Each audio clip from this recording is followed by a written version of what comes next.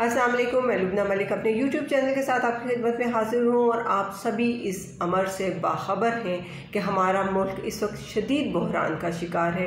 मुल्क में डॉलर्स की इंतहाई किल्लत है, जिसके बायस दूसरे ममालिक से तिजारत में मुश्किलात का सामना करना पड़ रहा है। नानबाई आए रोज़ आटे और रोटी की कीमत में इजाफे किए जा रहे हैं और मुल्क में दीगर अशिया खुर्दनोश के साथ साथ आटा भी नायाब हुआ जा रहा है। सब्जियों की कीमतें तो आसमान से बातें कर ही रही हैं, लेकिन मुर्गी आवाम की पहुंच से पूरी तरह से दूर हो चुकी है। और बेसिकली आवाम कौन होती है? आम आवाम, आम लोग। और आम लोगों की पहुंच में न मुर्गी है न आटा है। और हम अपनी पैदाइश से ये सुनते आ रहे हैं, जब से हम पैदा हुए हैं तभी से हमारे इल्म में ये बात आ रही है कि पाकिस्तान एक इंतहाई नाजुक तरीन मोड़ से गुज़र रहा है। लेकिन वो मोड़ कब मुड़ जाएगा, अभी तक ये समझ ही नहीं आने पा रही।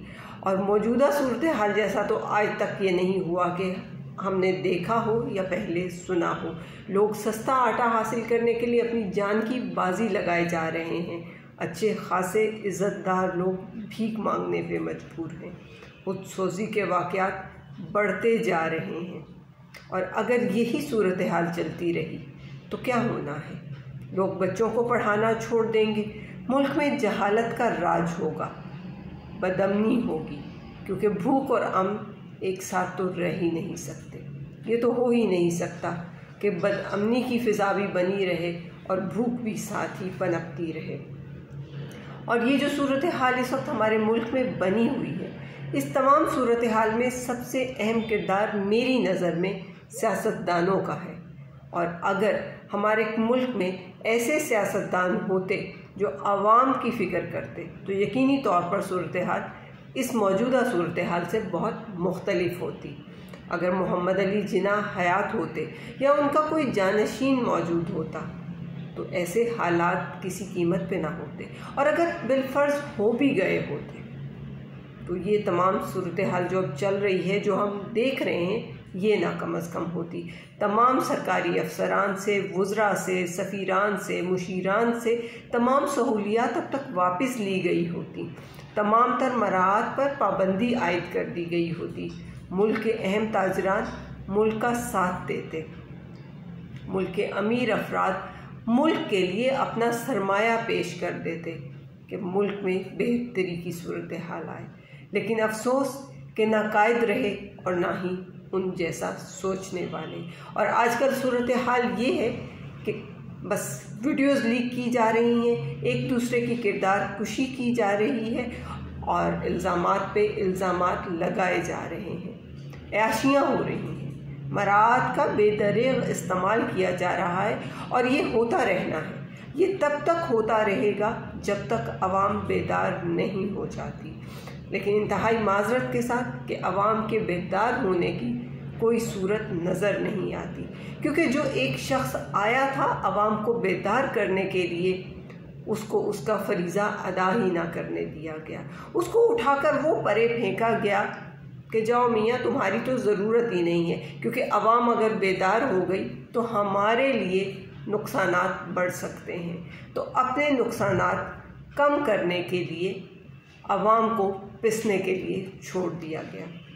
लेकिन अब अवाम को क्या करना है?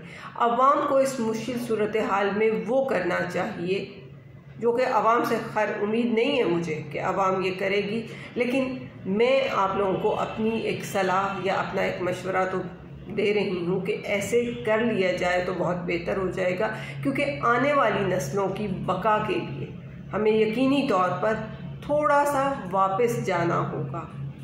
मुलाजमत पेशा अफराद को अपने मुलाजमत के साथ साथ कोई एक ऐसा पेशा भी इख्तियार करना होगा, पार्ट टाइम जॉब करनी होगी या ऐसा कारोबार करना होगा कि वो अपने घर में रोटी पकने का सिलसिला कायम रख सकें। और इस दौर में मैं समझती हूँ कि सबसे आसान कारोबार जो है वो ऑनलाइन है।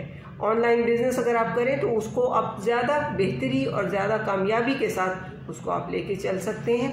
और अगर आपके घर में आपको लगता है कि कोई ऐसी शख्सियत है, ऐसी कोई खातून है या ऐसा कोई मर्द भी है जो अच्छा खाना पकाना जानता है, तो एक बेहतरीन शेफ़ का रोल अदा करते हुए खाना बनाकर अपने दाएं बाएं के ऑफिसेस या इस तरह की जगहों पर जहां पर लोग खाना खाने के मुंतज़िर बैठे हैं और उनको वो खाना फराहम करें और वहाँ से अपनी कमाई का बेहतरीन ज़रिया बना लें।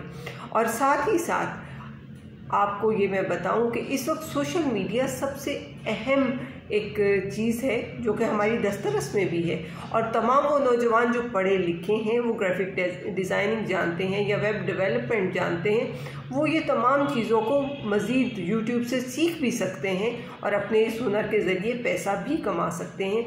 लेकिन सबसे अहम चीज़ ये है कि अपने किसी भी कारोबार की ऑनलाइन तशहीर करना सबसे अहम है, ज़रूरी है, क्योंकि अगर आप ये करेंगे तो वो यकीनी तौर पर आपका कारोबार फैलेगा, लोगों को पता चलेगा, और जब लोगों को पता चलेगा तभी लोग आपसे रब्ता कर सकेंगे। इसी तरह घर में बैठी हुई ख़वातीन से मैं ये कह सकती हूँ कि अपने घरों में बागबानी का सिलसिला फिर से राइज कीजिए। वही सिलसिले जो हमारे बड़ों ने अपनाए रखे हैं वो हम क्यों नहीं अपना सकते।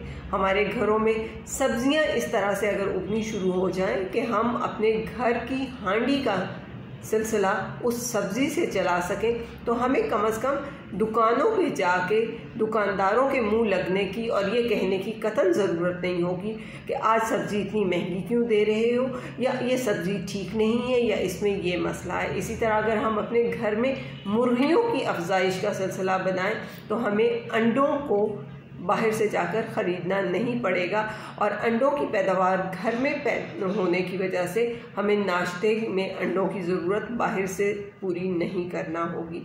और ये तमाम चीज़ें हमारे मुल्क के मिडिल क्लास तबके के लिए बहुत ज़रूरी हैं, क्योंकि इसके सिवा कोई चारा नहीं है।